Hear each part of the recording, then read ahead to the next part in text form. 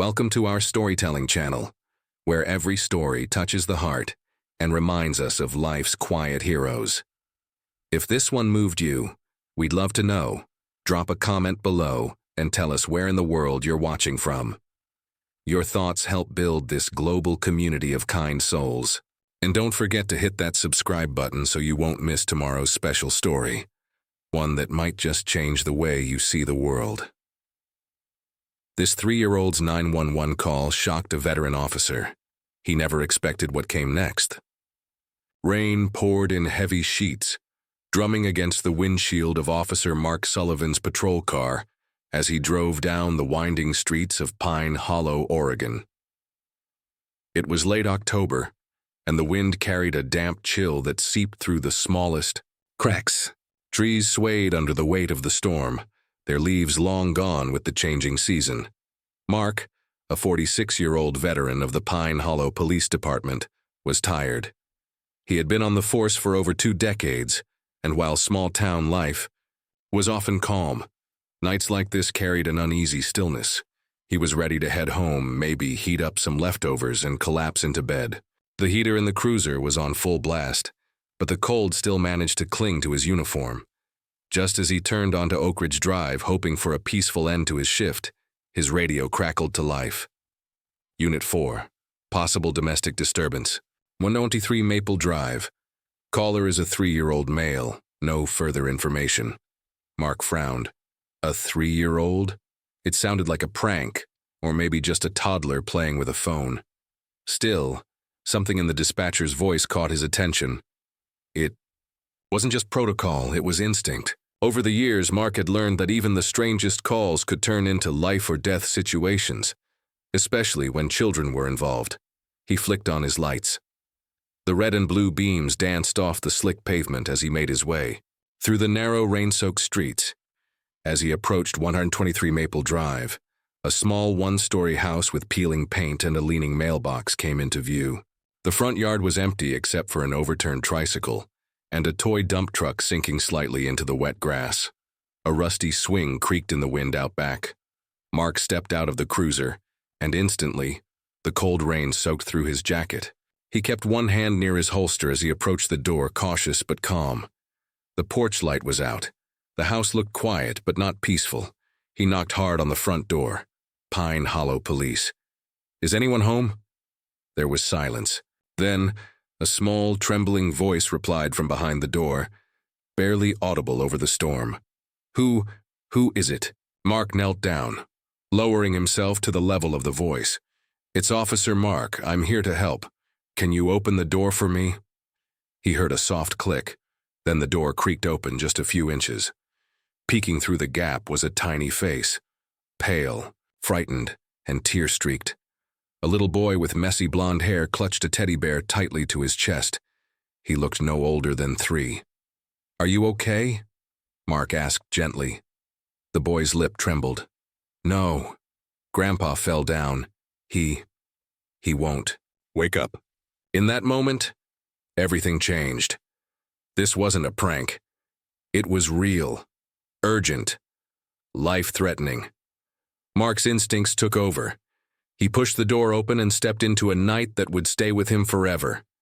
As Officer Mark Sullivan stepped inside the dimly lit house, a wave of warmth hit him, but it wasn't comforting. It was thick, stale, and laced with something metallic. His boots squished slightly on the carpet already soaked from the storm outside. The living room was modest, cluttered with scattered toys, magazines, and a half-folded blanket on the couch. But his eyes immediately locked onto the figure on the floor. An elderly man lay sprawled beside the coffee table, motionless. His head was turned to the side, and beneath him, a dark stain bloomed across the beige carpet. Blood. Mark's gut clenched. He rushed forward, dropping to one knee beside the man. His name, according to the mailbox, was Charles Miller, likely the boy's grandfather. Mark checked for a pulse, weak, thready, but it was there. The man was still breathing, shallow and strained, and his skin was cold to the touch. "Hang in there, sir," Mark muttered, already reaching for his radio. "This is Unit 4, male subject unconscious with a head wound at 123 Maple Drive. I need medical backup, fast." As he spoke, the little boy had crept in behind him, clutching his teddy bear like it was the only solid thing in his world. He stared at his grandfather's body, his lip trembling again. Is Grandpa going to... "Dee?" he whispered. Mark turned, his heart tightening. He had seen a lot in his 20 years on the job, drug busts, car crashes, even a few shootings. But something about that child's voice shook him deeper than he expected. "We're going to take good care of him," Mark said, forcing a calm tone. "Help is on the way." He gently guided the boy to a nearby armchair and crouched beside him. "What's your name, buddy?" he asked. "Ethan," the boy sniffled, rubbing his eyes. Mark nodded. "Ethan, you were very brave to call for help. Did you use the house phone?" Ethan pointed to the landline on the end table, the receiver still dangling off the hook.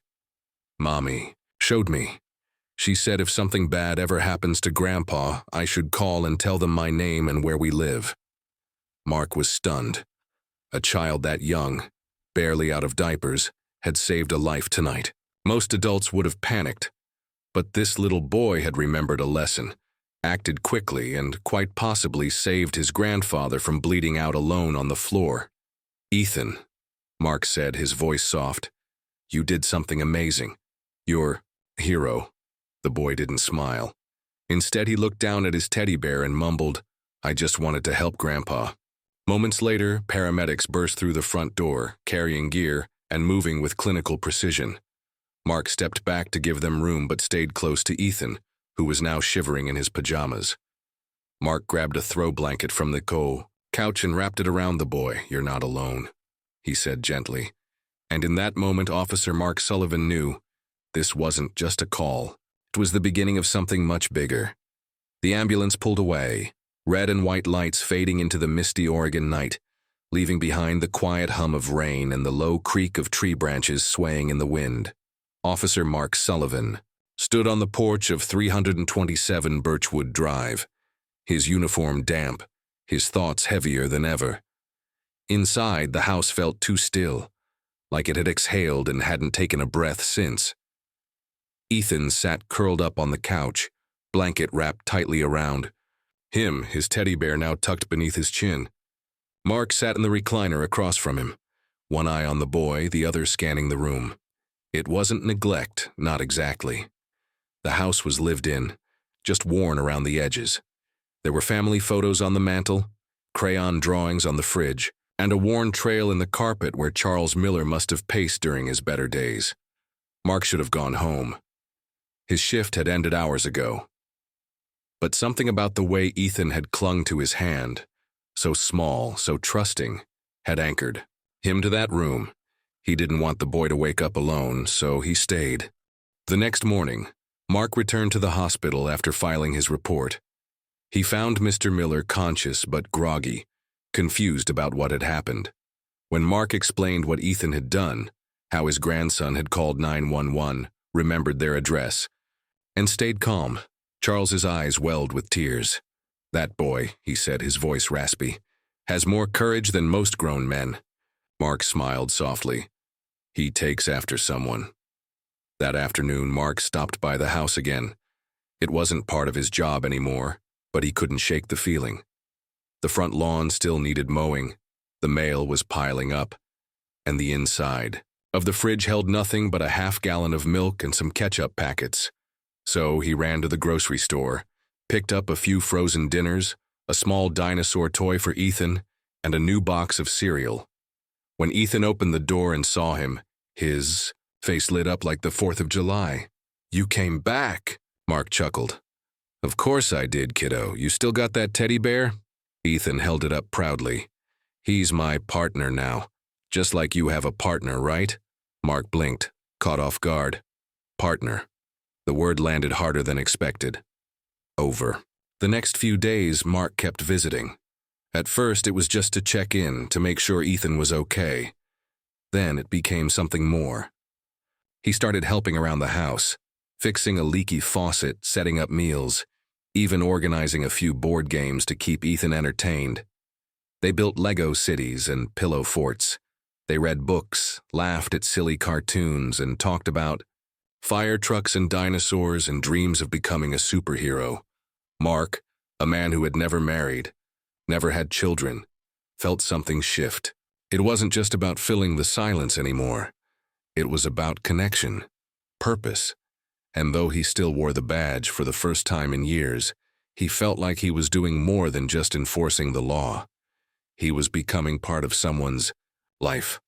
The days rolled by, and what began as quick check-ins turned into long evenings filled with laughter, bedtime stories, and simple home-cooked meals. Officer Mark Sullivan had become more than just a visitor at 327 Birchwood Drive. He was a constant presence. Someone Ethan looked for at the door, someone Charles depended on. Then, one sunny afternoon, a sleek black SUV pulled into the driveway. Mark stood in the kitchen, rinsing out 2 cereal bowls when he saw it through the window. He felt his stomach tighten. The Millers were home. He barely had time to dry his hands when the front door opened. A well-dressed couple entered, Michael and Rachel Miller. They looked every bit the high-powered professionals. Sharp suits, expensive watches, tired eyes. Their pace was hurried, their energy buzzing with guilt and panic. "Ethan!" Rachel cried out, rushing to scoop her son into her arms. The little boy blinked, surprised, before hugging her tightly. Mark stepped back, uncertain. He didn't know what kind of reception to expect. He'd crossed a line, maybe not legally, but emotionally.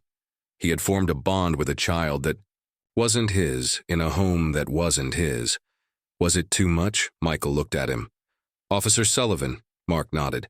"Yes, sir. I've heard a lot about you," Michael said, extending a hand. "From my father, from Ethan." Rachel joined them, her eyes rimmed red. "We can't thank you enough. You were here when we weren't. You protected them." Mark glanced down, unsure how to respond. He wasn't used to gratitude. Praise always made him feel like he hadn't done enough. Rachel's voice wavered. "We read the reports. We talked to the social worker.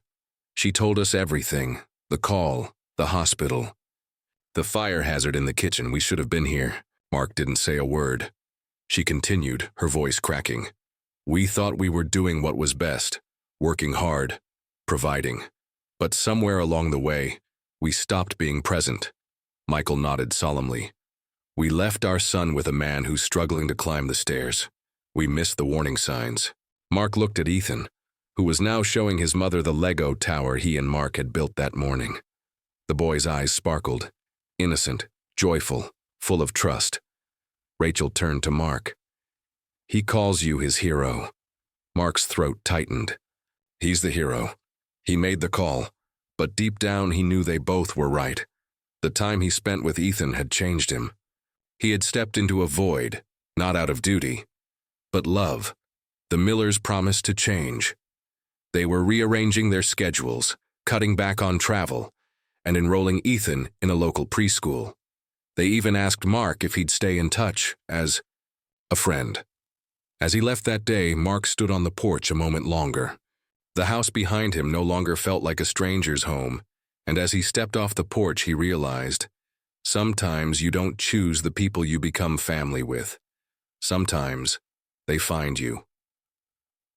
Weeks passed, but the conversation with the Millers lingered in Officer Mark Sullivan's mind like an echo that refused to fade. He hadn't expected to become part of their story, hadn't planned to care this much. But now, even when he was on duty, his thoughts wandered to that little white house on Birchwood Drive, to Ethan's bright smile, to Charles's quiet resilience, to the family dinners, the Lego cities, and the sound of laughter that had brought warmth back into his life. He continued to visit, not out of obligation, but because it felt right. Ethan had taken to calling him Uncle Mark. It started as a joke during one of their backyard baseball games, but somehow it stuck. Mark didn't correct him. Truthfully, he liked the way it sounded. He helped Charles with repairs around the house, tightening old pipes, patching up a screen door, mowing the lawn. Rachel and Michael were true to their word. They had cut back on work travel and were home more often. They enrolled Ethan in preschool, and the boy blossomed, but he still ran into Mark's arms whenever he saw him. That never changed. One chilly Friday evening, Mark sat on the back porch with Charles, sipping coffee from mismatched mugs as they watched Ethan chase fireflies in the fading light. "You know," Charles said, his voice slow and thoughtful, "I was worried for a long time that I couldn't take care of Ethan. My body's slowing down, and I didn't want to admit it. But having you around, it gave me peace." Mark didn't know what to say. He simply nodded, eyes still on the boy dancing barefoot through the grass. That night, something shifted inside him. He realized he hadn't just filled a role, he had filled a void. Not only in Ethan's life, but in his own. So Mark took it further. He began volunteering at the local youth center on weekends, mentoring at-risk boys who reminded him of Ethan, curious, energetic, but often overlooked.